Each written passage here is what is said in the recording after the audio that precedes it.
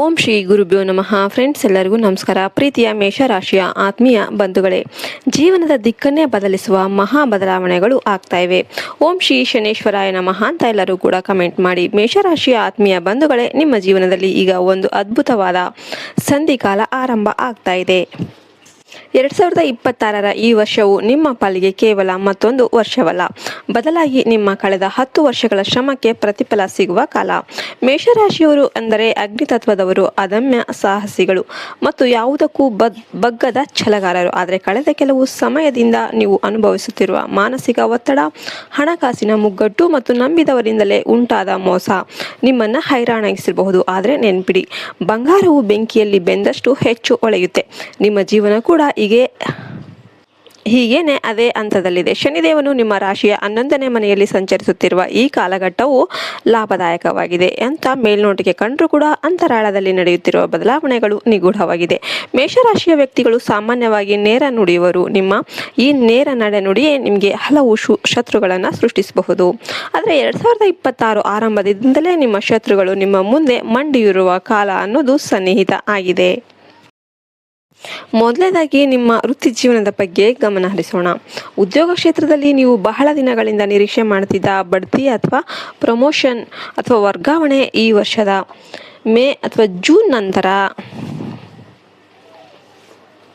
ಖಂಡಿತವಾಗಿಯೂ ದೊರೆಯುತ್ತೆ.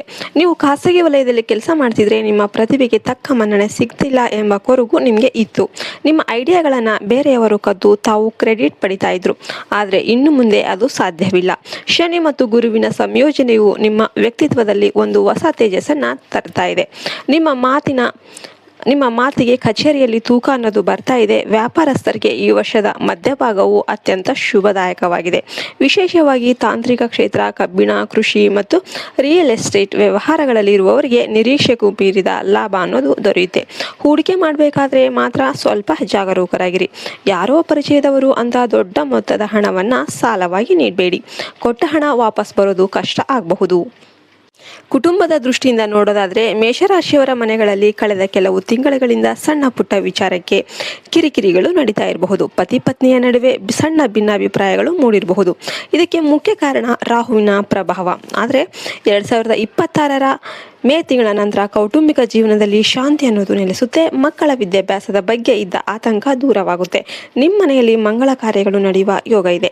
ಅದು ಮದುವೆ ಇರಬಹುದು ಅಥವಾ ಹೊಸ ಮನೆ ಪ್ರವೇಶ ಇರಬಹುದು. ಕಂಕಣ ಬಲಕ್ಕಾಗಿ ಕಾಯುತ್ತಿರುವ ಮೇಷರಾಶಿಯ ಯುವಕ ಯುವತಿಯರಿಗೆ ಈ ವರ್ಷದ ದ್ವಿತೀಯಾರ್ಧದಲ್ಲಿ ಒಳ್ಳೆಯ ಯೋಗ್ಯ ಸಂಗಾತಿಯ ಭೇಟಿ ಆಗುತ್ತೆ.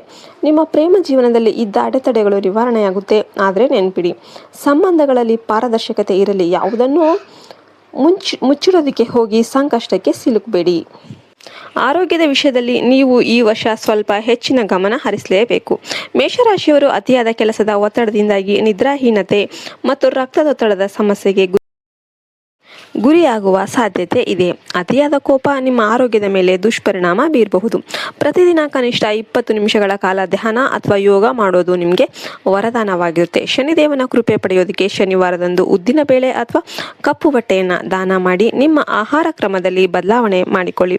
ಹೊರಗಿನ ಆಹಾರಕ್ಕಿಂತ ಮನೆಯಲ್ಲಿ ತಯಾರಿಸಿದ ತಾಜಾ ಆಹಾರಕ್ಕೆ ಆದ್ಯತೆ ನೀಡಿ. ಕಾಲಿನ ನೋವು ಅಥವಾ ಬೆನ್ನು ನೋವು ಕಾಣಿಸಿಕೊಂಡ್ರೆ ಅಲಕ್ಷ್ಯ ಮಾಡಬೇಡಿ. ಸರಿಯಾದ ಸಮಯಕ್ಕೆ ವೈದ್ಯಕೀಯ ಸ್ಥಿತಿ ಬಗ್ಗೆ ಹೇಳೋದಾದ್ರೆ 2026ರಲ್ಲಿ ನಿಮಗೆ ಅನಿರೀಕ್ಷಿತ ಧನ ಲಾಭದ ಯೋಗ ಇದೆ. ಪಿತ್ರಾರ್ಜಿತ ಆಸ್ತಿಯಿಂದ ಬಂದಿದ್ದ ವಿವಾದಗಳು ಸುಖಾಂತ್ಯಗೊಳ್ಳುತ್ತೆ. ಕೋರ್ಟ್ ಕಚೇರಿ ಕೆಲಸಗಳಲ್ಲಿ ನಿಮಗೆ ಜಯ ಅನ್ನೋದು ಸಿಗುತ್ತೆ. ಸಾಲದ ಸುಳಿಯಲ್ಲಿ ಸಿಲುಕಿದವರಿಗೆ ಈ ವರ್ಷ ಒಂದು ದೊಡ್ಡ ಮೊತ್ತದ ರಿಲೀಫ್ ಅನ್ನೋದು ಸಿಗುತ್ತೆ. ನೀವು ಹೊಸ ವಾಹನ ಖರೀದಿ ಮಾಡುವ ಕನಸು ಹೊಂದಿದ್ರೆ ಜೂನ್ ಮತ್ತು ಆಗಸ್ಟ್ ತಿಂಗಳುಗಳು ಅದಕ್ಕೆ ಅತ್ಯಂತ ಪ್ರಶಸ್ತವಾಗಿರುತ್ತೆ. ನಿಮ್ಮ ಆದಾಯದ ಮೂಲಗಳು ಹೆಚ್ಚಾಗುತ್ತೆ. ಒಂದಕ್ಕಿಂತ ಹೆಚ್ಚು ಮೂಲಗಳಿಂದ ಹಣ ಹರಿದು ಬರುತ್ತೆ. ಡಿಜಿಟಲ್ ಮಾರ್ಕೆಟಿಂಗ್ ಅಥವಾ ಕಂಟೆಂಟ್ ಕ್ರಿಯೇಷನ್ ಕ್ಷೇತ್ರದಲ್ಲಿ ಇರುವ ಮೇಷರಾಶಿಯವರಿಗೆ ಈ ವರ್ಷ ಗೋಲ್ಡನ್ ಇಯರ್ ಅಂತಾನೆ ಹೇಳ್ಬಹುದು. ನಿಮ್ಮ ವಿಡಿಯೋಗಳು ವೈರಲ್ ಆಗುವ ಮತ್ತು ನಿಮಗೆ ದೊಡ್ಡ ಮಟ್ಟದ ಫಾಲೋವರ್ಸ್ ಸಿಗುವ ಸಾಧ್ಯತೆ ಕೂಡ ದಟ್ಟವಾಗಿದೆ.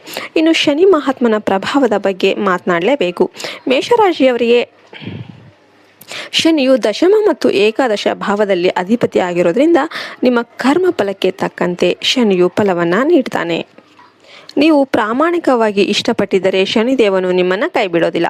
ಯಾರು ಇತರರಿಗೆ ಮೋಸ ಮಾಡಿ ಹಣ ಗಳಿಸೋದಕ್ಕೆ ಪ್ರಯತ್ನ ಮಾಡ್ತಿರ್ತಾರೋ ಅವರಿಗೆ ಶನಿ ಕಠಿಣ ಶಿಕ್ಷೆ ನೀಡ್ತಾನೆ. ಆದ್ದರಿಂದ ಈ ವರ್ಷ ದಾನ ಧರ್ಮಗಳಿಗೆ ಹೆಚ್ಚಿನ ಒತ್ತು ನೀಡಿ.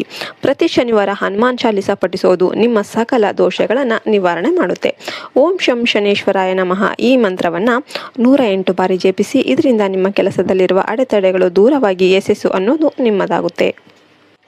ವಿದ್ಯಾರ್ಥಿಗಳಿಗೆ ಈ ವರ್ಷ ಅತ್ಯಂತ ಸವಾಲಿನದ್ದಾಗಿದ್ರೂ ಕೂಡ ಅಂತಿಮವಾಗಿ ಯಶಸ್ಸು ಅನ್ನೋದು ತಂದುಕೊಡುತ್ತೆ. ಸ್ಪರ್ಧಾತ್ಮಕ ಪರೀಕ್ಷೆಗಳಿಗೆ ಸಿದ್ಧತೆ ನಡೆಸಿಕೊಳ್ಳುವವರಿಗೆ ಮೇಷರಾಶಿಯ ಅದೃಷ್ಟ ಈ ಬಾರಿ ಜೊತೆಗಿರುತ್ತೆ. ವಿದೇಶಿ ಶಿಕ್ಷಣಕ್ಕೆ ಹಂಬಲಿಸುವವರಿಗೆ ಜುಲೈ ತಿಂಗಳಲ್ಲಿ ಶುಭ ವಾರ್ತೆ ಕೇಳಿ ಬರುತ್ತೆ. ಸೋಮಾರಿತನವನ್ನು ಬಿಟ್ಟು ಶ್ರಮ ಪಟ್ಟರೆ ನಿಮ್ಮ ಗುರಿ ತಲುಪೋದು ಅಸಾಧ್ಯ ಏನೂ ಅಲ್ಲ. ನಿಮ್ಮ ಏಕಾಗ್ರತೆಯನ್ನು ಭಂಗಗೊಳಿಸುವ ಸ್ನೇಹ ಸಂಬಂಧಗಳಿಂದ ದೂರ ಇರಿ. ನಿಮಗೆ ಸಾಮಾಜಿಕ ಕ್ಷೇತ್ರಗಳಲ್ಲಿ, ರಾಜಕೀಯ ಕ್ಷೇತ್ರಗಳಲ್ಲಿ ಜವಾಬ್ದಾರಿಗಳು, ಅವಕಾಶಗಳು ಹುಡುಕಿಕೊಂಡು ಬರುತ್ತೆ. ನಿಮ್ಮ ಜನಪ್ರಿಯ ಹೆಚ್ಚಾಗುತ್ತೆ. ಇನ್ನು ಕೊನೆಯದಾಗಿ ಒಂದು ಕಿವಿ ಮಾತು, 2026 ಡಿಸೆಂಬರ್ ಅಂತ್ಯದ ವೇಳೆಗೆ ನಿಮ್ಮ ಜೀವನದಲ್ಲಿ ಒಂದು ದೊಡ್ಡ ತಿರುವು ಬರುತ್ತೆ. ಅದು ನಿಮ್ಮ ವೃತ್ತಿಯಲ್ಲೇ ಆಗಿರ್ಬೋದು ಅಥವಾ ವೈಯಕ್ತಿಕ ಜೀವನದಲ್ಲಿರ್ಬೋದು. ಈ ಬದಲಾವಣೆಯನ್ನು ಧೈರ್ಯದಿಂದ ಸ್ವೀಕಾರ ಮಾಡಿ. ಹಿನ್ನಡೆ ಕಂಡು ಕುಗ್ಗಬೇಡಿ.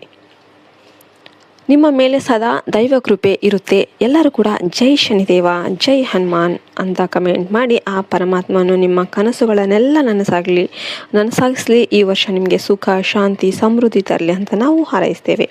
ಜೈ ಹಿಂದ್, ಜೈ ಭಾರತ್ ಮಾತೆ. ಹರಿ ಓಂ ತತ್ಸತ್. ಸರ್ವೇ ಜನ ಸುಖಿನೋ ಭವಂತು.